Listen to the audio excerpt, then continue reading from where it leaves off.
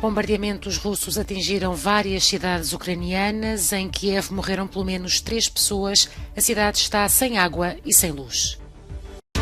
Desmantelada uma rede de tráfico humano em Portugal, em grande operação policial. Trabalhadores estrangeiros encontraram a exploração no Alentejo. O Japão conseguiu a segunda grande surpresa no Mundial de Futebol do Qatar ao derrotar a Alemanha. No outro jogo do Grupo E, a Espanha goleou a Costa Rica. A Ucrânia acordou esta quarta-feira com o bombardeamento de infraestruturas civis e da rede elétrica. O mais recente ataque do exército russo deixou pelo menos 3 mortos e 6 feridos e várias cidades sem fornecimento de energia. Entre as vítimas está um recém-nascido. Morreu no ataque a uma maternidade na região de Zaporizhia.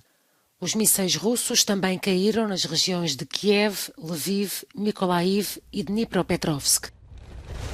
Na capital foram relatados cortes de energia e a suspensão do abastecimento de água.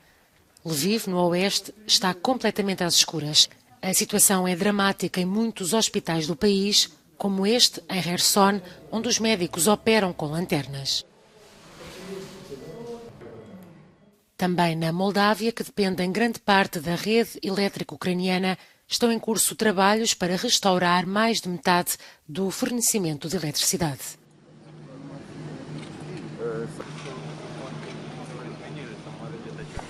Os mísseis russos deixaram dezenas de localidades sem serviços básicos. Milhões de ucranianos estão sem eletricidade, água ou aquecimento, numa altura em que grande parte do país registra temperaturas negativas.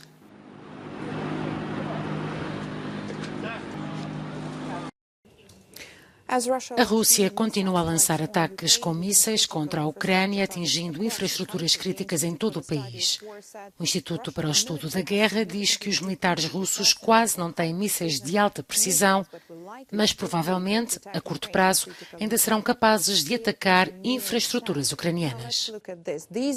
O ministro da Defesa da Ucrânia divulgou informações sobre o número de mísseis que a Rússia utilizou desde o início da invasão em fevereiro e o que resta no seu arsenal.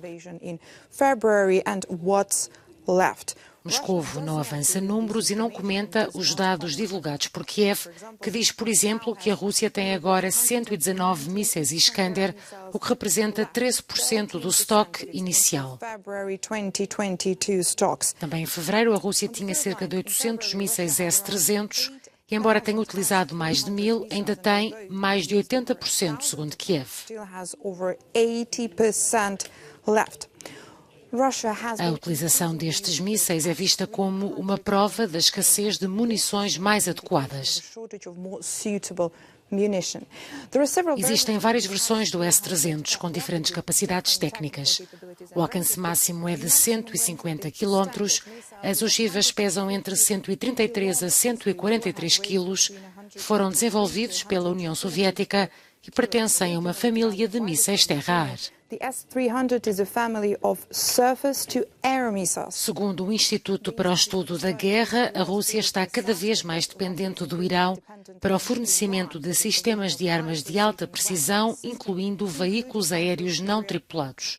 O Ministério da Defesa do Reino Unido afirma que a Rússia provavelmente concebeu a campanha dos drones para compensar a grave escassez de mísseis de cruzeiro, mas a abordagem teve um sucesso limitado porque a maioria destes mísseis foi neutralizada.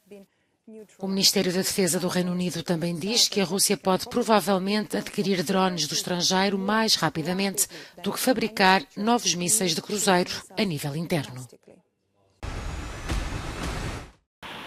A Rússia deu mais um passo no endurecimento da lei contra o que os deputados chamam de propaganda LGBT. Esta quarta-feira, os legisladores aprovaram em segunda leitura o projeto de lei que aumenta as restrições às atividades consideradas como um incentivo às relações sexuais não tradicionais. Em causa estão multas de milhares de rublos ou até expulsão de não-residentes do país. Não proibimos, nem podemos proibir os fenómenos LGBT. Mas a propaganda desses fenómenos entre os jovens, que são os primeiros visados por essa propaganda, deve ser travada. A lei em vigor pune a propaganda LGBT entre menores, mas este projeto de lei proíbe a negação dos valores familiares e a promoção de orientações sexuais não tradicionais também entre adultos. Em causa está a publicidade, os meios de comunicação, conteúdos na internet, livros, filmes e teatro. A página oficial do Parlamento Europeu na internet foi alvo de um ataque. O serviço ficou temporariamente indisponível, poucas horas após a aprovação de uma resolução na qual a Rússia é apontada como Estado patrocinador de terrorismo. A Presidente do Parlamento Europeu, Roberta Metsola, disse que um grupo de piratas informáticos pró-Kremlin haviam reivindicado a responsabilidade. De acordo com o porta-voz do Parlamento Europeu, trata-se de um ataque do tipo negação de serviço, o que significa que os piratas conseguiram tornar a página do Parlamento Europeu indisponível, inundando-a com um excesso de pedidos de ligação. A página deixou de funcionar por volta das 14 horas, hora local de Bruxelas, desta quarta-feira, menos de 2 horas após a votação no plenário. Trabalhadores estrangeiros atraídos pelas promessas de uma vida melhor, mas acabaram por encontrar a exploração em Portugal. 35 pessoas que escravizavam trabalhadores estrangeiros foram detidas na região do Alentejo. As detenções foram feitas numa grande operação da Unidade Nacional contra o Terrorismo da Polícia Judiciária do país por suspeitas de tráfico de seres humanos, associação criminosa e branqueamento de capitais. Segundo as autoridades, os detidos pertencem a uma rede criminosa formada por cidadãos romenos com a ajuda de alguns indivíduos portugueses e de outras nacionalidades, que se dedica à exploração de estrangeiros para trabalharem em explorações agrícolas. A situação gerou a indignação entre os residentes. Há pessoas que não têm dinheiro. Numa para outra aparecem com carteiras sem dinheiro. Está a falar de portugueses ou de imigrantes? Portugueses e imigrantes e tudo. Eles trazem para aqui os rapazes, que os rapazes não têm a culpa. Exploram-nos. Coitados, é uma tristeza para não mais nada.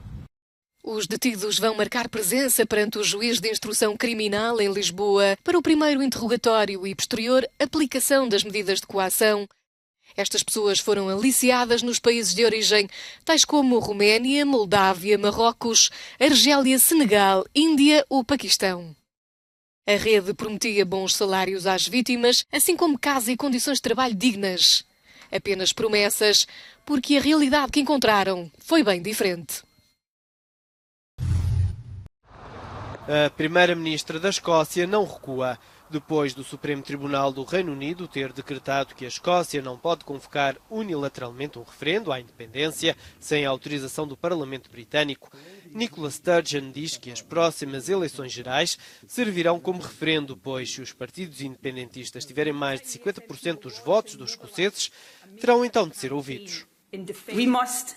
Devemos e iremos encontrar outro meio democrático, legal e constitucional, através do qual o povo escocês possa expressar a sua vontade. Na minha opinião, isso só pode ser uma eleição.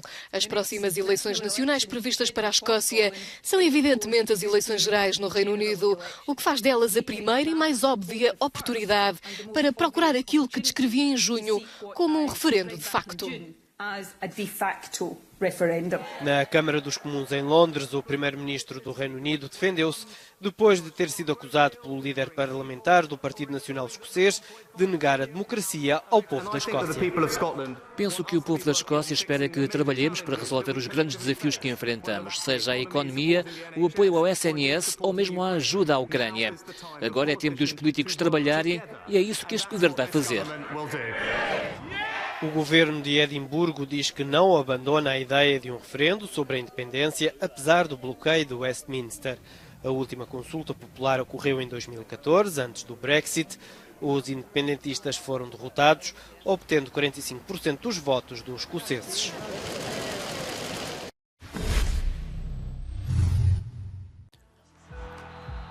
O Japão conseguiu a segunda surpresa no Mundial de Futebol do Qatar.